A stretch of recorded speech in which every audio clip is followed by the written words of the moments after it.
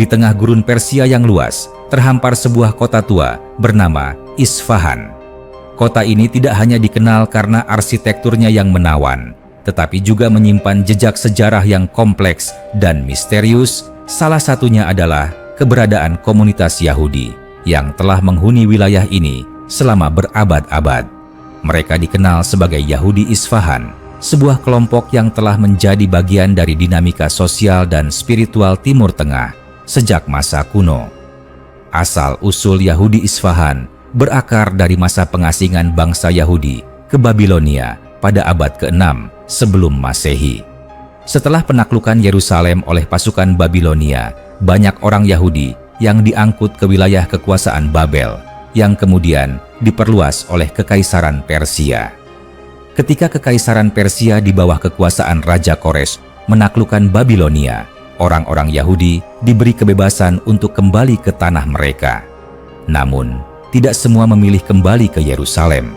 Sebagian tetap tinggal di wilayah Persia, termasuk di kota-kota seperti Hamadan dan Isfahan. Dalam lintasan sejarahnya, Yahudi Isfahan berkembang menjadi komunitas yang berpendidikan, ahli dalam perdagangan, serta memiliki pengetahuan mendalam dalam bidang teks-teks suci dan ilmu keagamaan. Mereka hidup berdampingan dengan mayoritas Muslim dalam kondisi yang kadang damai, kadang penuh tekanan, tergantung pada kebijakan para penguasa. Namun, yang menjadikan Yahudi Isfahan begitu menarik perhatian bukan hanya sejarah masa lalu mereka, tetapi juga peran mereka dalam narasi akhir zaman.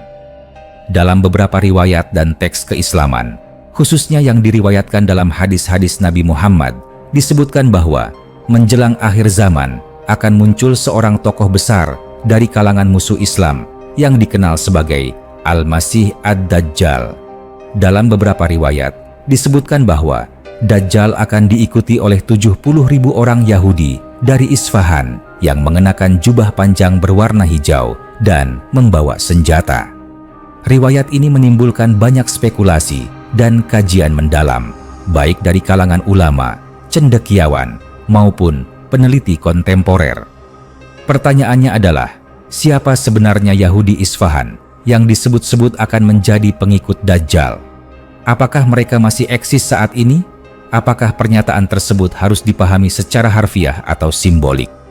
Sebagian ulama menafsirkan hadis tersebut secara literal, bahwa akan ada sekelompok Yahudi dari Isfahan yang benar-benar akan mengikuti Dajjal. Ini diperkuat oleh kenyataan bahwa komunitas Yahudi di Isfahan masih bertahan hingga abad ke-21. Meskipun jumlah mereka telah menyusut drastis, mereka masih memegang tradisi, ibadah, dan identitas keagamaan mereka dengan kuat. Namun, sebagian lainnya memandang bahwa penyebutan Yahudi Isfahan mungkin lebih bermakna simbolik. Bisa jadi yang dimaksud adalah kelompok yang memiliki ideologi atau prinsip-prinsip yang bertentangan dengan nilai-nilai tauhid, yang mendukung sistem anti-Tuhan yang dibawa oleh Dajjal. Dalam tafsiran ini, Yahudi Isfahan dipahami sebagai representasi dari kekuatan dunia yang mendukung sistem kegelapan, kediktatoran global, dan penindasan terhadap nilai-nilai spiritual dan kebenaran. Peran mereka dalam akhir zaman tidak bisa dipandang sebelah mata. Mereka bukan sekadar kelompok etnis atau agama, melainkan bagian dari narasi besar tentang pertarungan antara kebenaran dan kebatilan. Jika benar mereka akan menjadi pengikut Dajjal, maka itu adalah bentuk ujian besar bagi umat manusia, di mana manusia akan dihadapkan pada pilihan antara tunduk pada sistem palsu yang menjanjikan kenikmatan duniawi atau tetap teguh pada keimanan meskipun harus menanggung penderitaan. Kisah Yahudi Isfahan adalah cerminan dari betapa sejarah dan masa depan bisa saling terkait. Mereka adalah simbol dari komunitas yang bertahan melalui gelombang sejarah, namun juga disebut dalam nubuat sebagai bagian dari konflik kosmis terakhir antara cahaya dan kegelapan. Mereka bukan sekadar kelompok yang hidup dalam buku sejarah, tetapi juga bagian dari cerita besar umat manusia yang akan mencapai klimaksnya di akhir zaman. Maka, menjadi penting bagi umat manusia untuk memahami peran mereka bukan dalam semangat kebencian, tetapi sebagai bentuk kesiapan spiritual dan intelektual dalam menghadapi tantangan akhir zaman.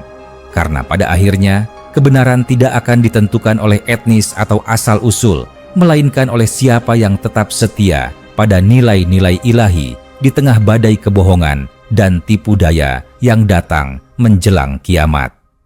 Melanjutkan kisah yang telah dipaparkan, komunitas Yahudi Isfahan tidak bisa dilepaskan dari dinamika spiritual dan geopolitik yang membentuk wajah peradaban Timur Tengah hingga saat ini.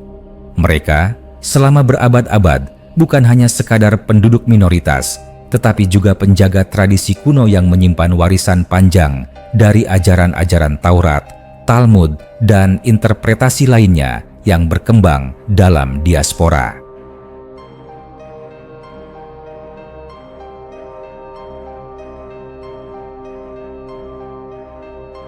Dalam konteks sejarah, Yahudi Isfahan pernah memiliki pengaruh yang cukup besar dalam bidang ekonomi dan intelektual di Persia. Mereka dikenal sebagai pedagang yang ulung, tabib yang andal, bahkan ada yang dipercaya sebagai penasihat istana.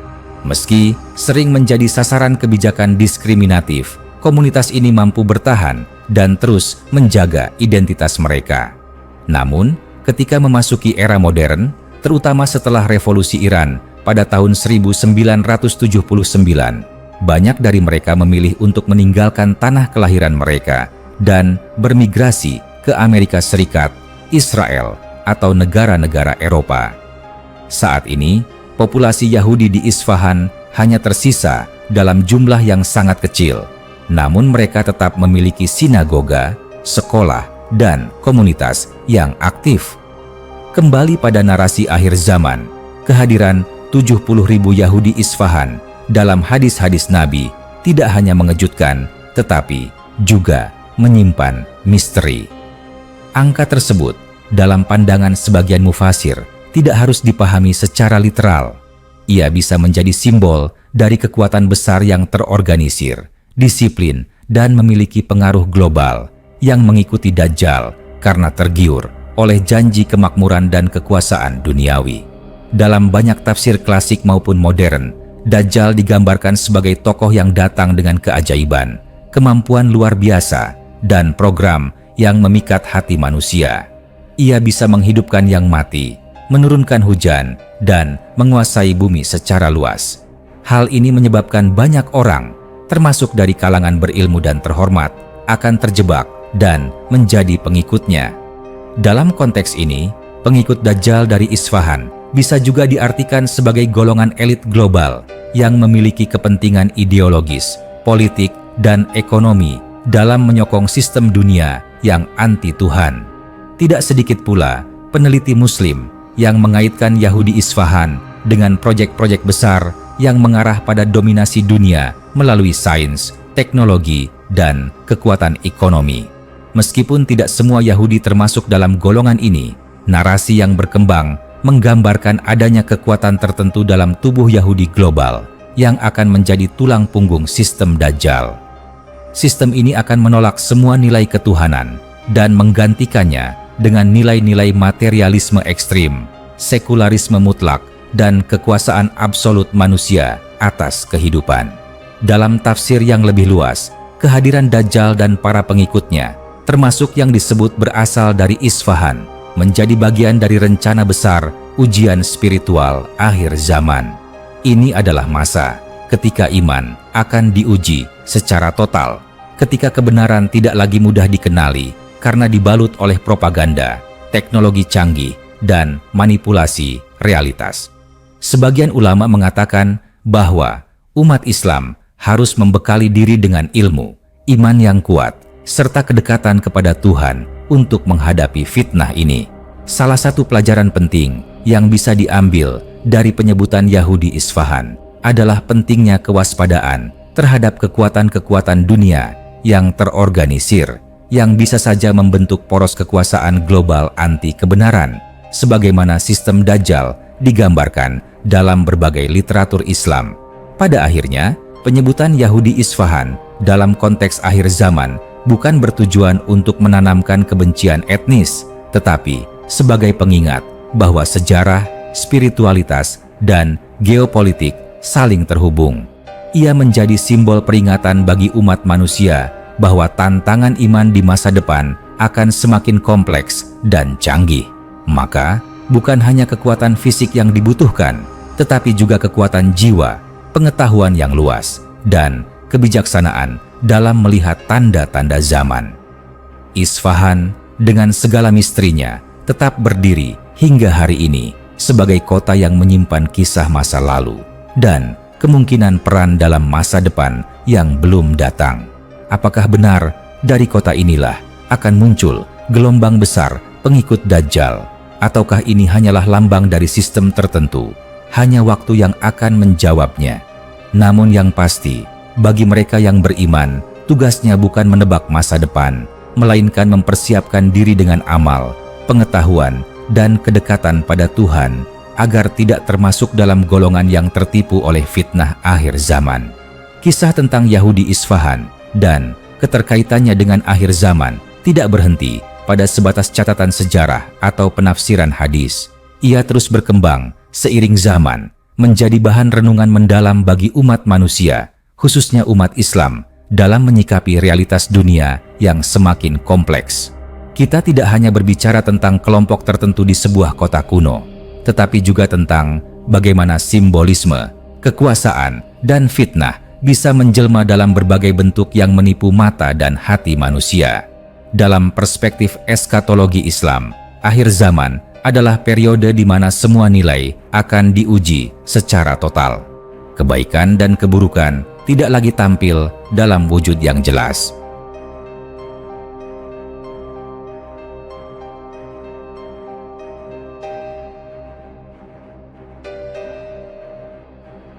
Kebenaran akan dibungkus oleh kebohongan yang disusun dengan teknologi tinggi, dan kebatilan akan tampil dalam rupa yang meyakinkan.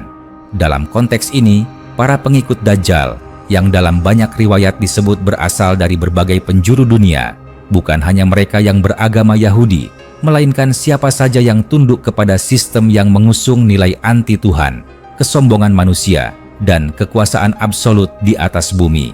Yahudi Isfahan menjadi simbol yang disebut karena mereka adalah bagian dari kelompok yang dulu dikenal sangat terpelajar, memiliki jaringan kuat, dan tersebar dalam struktur sosial serta ekonomi Persia.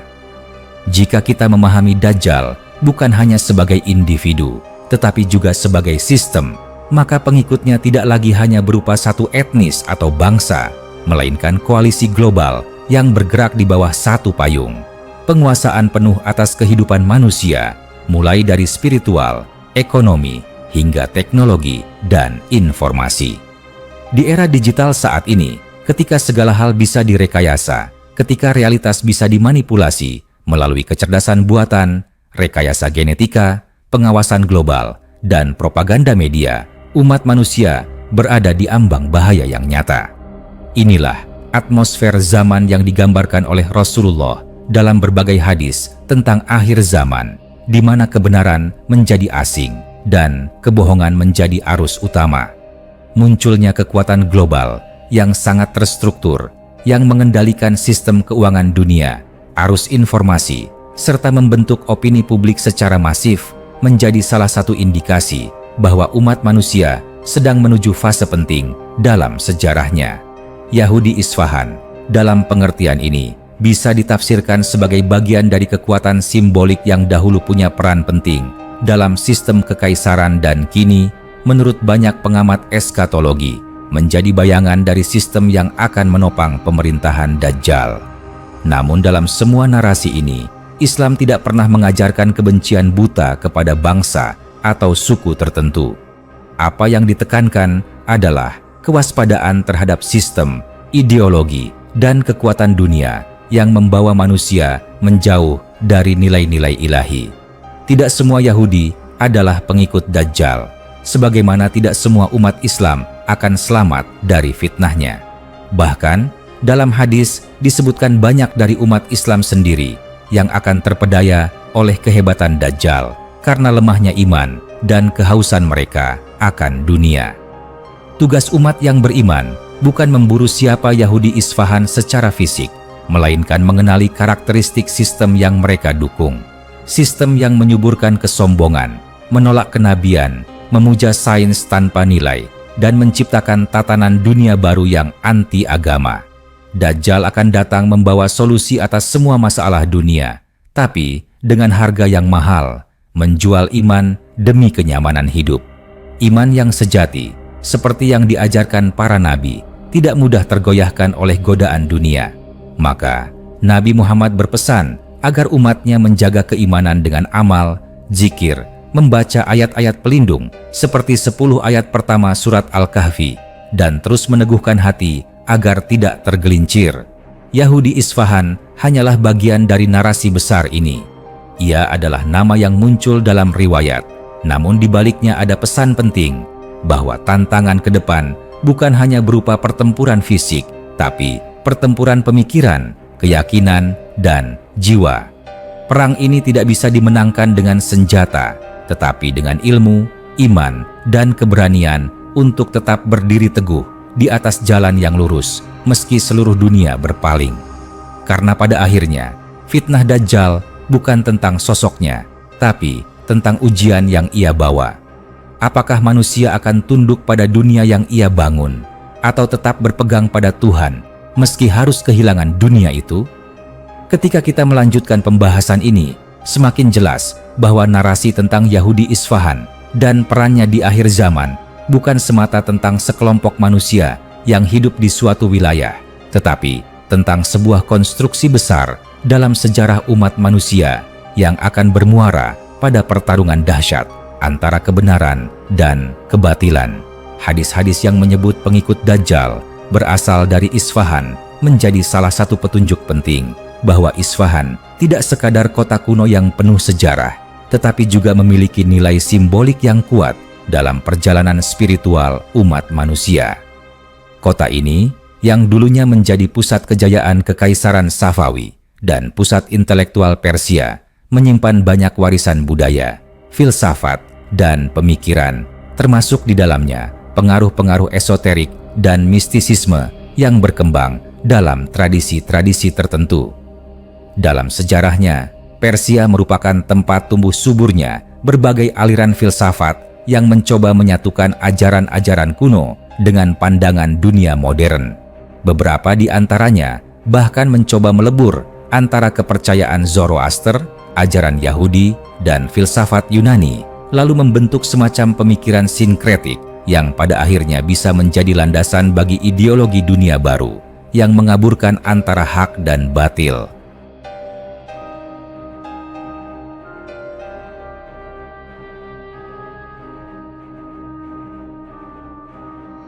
Disinilah sebagian penafsir melihat relevansi antara Isfahan dengan sistem Dajjal, bukan karena kota itu sendiri, tetapi karena gagasan-gagasan yang pernah hidup dan terus diwariskan secara tersembunyi.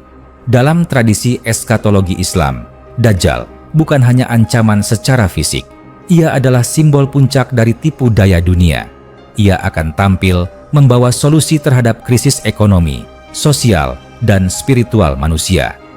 Dajjal akan mengklaim dirinya sebagai Tuhan, dan banyak manusia akan mempercayainya karena ia memiliki kekuatan untuk menciptakan ilusi kebenaran. Orang-orang yang lemah imannya akan terkecoh, termasuk dari kalangan berpendidikan, agamawan, dan bahkan cendekiawan. Mengapa 70.000 pengikut Dajjal disebut berasal dari kalangan Yahudi Isfahan? Karena kelompok ini dalam sejarahnya dikenal sangat terorganisir, memiliki sistem kepercayaan yang kuat, dan telah teruji dalam menghadapi tekanan selama ribuan tahun. Mereka adalah simbol dari keteguhan identitas, namun dalam konteks akhir zaman, disebut bahwa sebagian dari mereka akan menyeleweng dan justru menjadi pendukung sistem yang menentang Tuhan. Ini bukan berarti semua Yahudi akan mengikuti Dajjal. Bahkan dalam Al-Quran pun disebut bahwa di antara Bani Israel terdapat orang-orang yang beriman dan bertakwa. Yang perlu digarisbawahi adalah bahwa ajaran Islam sangat tegas dalam membedakan antara etnis dan ideologi. Kebinasaan bukan karena asal-usul seseorang, tetapi karena keyakinan dan tindakannya. Dalam konteks Dajjal, siapapun tanpa memandang suku, bangsa, atau agama yang mengikuti sistem kebatilan, maka ia termasuk pengikut Dajjal. Oleh karena itu, fokus umat Islam seharusnya bukan mencari-cari siapa Yahudi Isfahan dalam bentuk fisik, melainkan memahami nilai-nilai apa yang mereka wakili dalam konteks akhir zaman.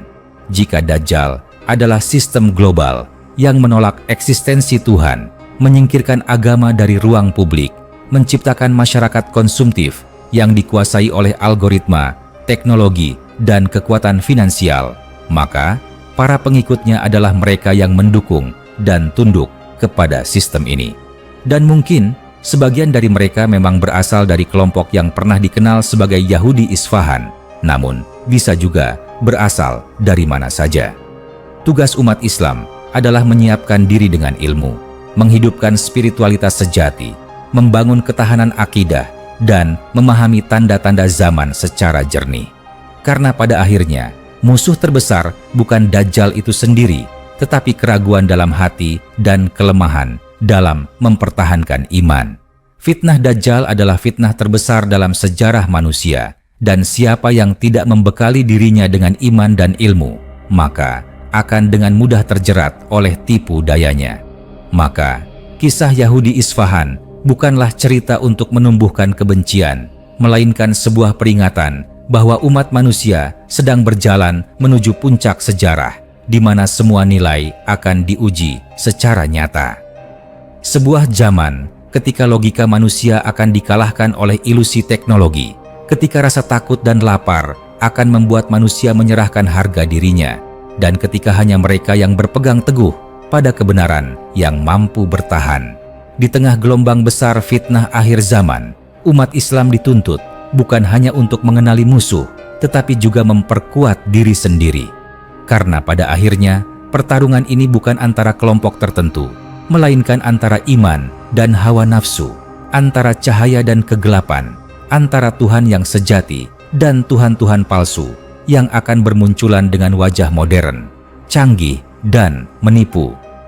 Seiring kita menyelami lebih dalam tentang peran Yahudi Isfahan dalam narasi akhir zaman, kita harus menyadari bahwa konteks historis dan simbolis dari kelompok ini membawa pesan yang jauh lebih luas daripada sekadar penyebutan nama dan jumlah. Ini adalah cerminan dari bagaimana sejarah manusia seringkali berulang dalam pola yang sama. Munculnya kekuatan yang begitu besar, yang menawarkan kemajuan dan solusi, namun sesungguhnya menjerumuskan umat manusia ke dalam jurang kehancuran spiritual. Mengapa mereka begitu menonjol dalam narasi ini? Jawabannya ada pada posisi strategis mereka dalam sejarah. Komunitas Yahudi di Persia, terutama di Isfahan, adalah salah satu komunitas Yahudi tertua dan paling terorganisir di luar tanah Palestina. Mereka bertahan dalam tekanan, melestarikan identitas, membangun jaringan dagang, dan bahkan memiliki pengaruh dalam lingkaran kekuasaan pada zaman kekaisaran. Hal ini menjadikan mereka contoh dari komunitas diaspora yang memiliki kemampuan bertahan sekaligus beradaptasi dalam sistem kekuasaan yang berubah-ubah. Namun, dalam narasi eskatologi Islam, kekuatan-kekuatan yang mapan ini bisa saja menjadi alat utama Dajjal dalam membangun sistem dunia yang menyesatkan. Bukan karena etnis atau agama mereka, tetapi karena potensi pengaruh dan daya jangkau mereka yang luas.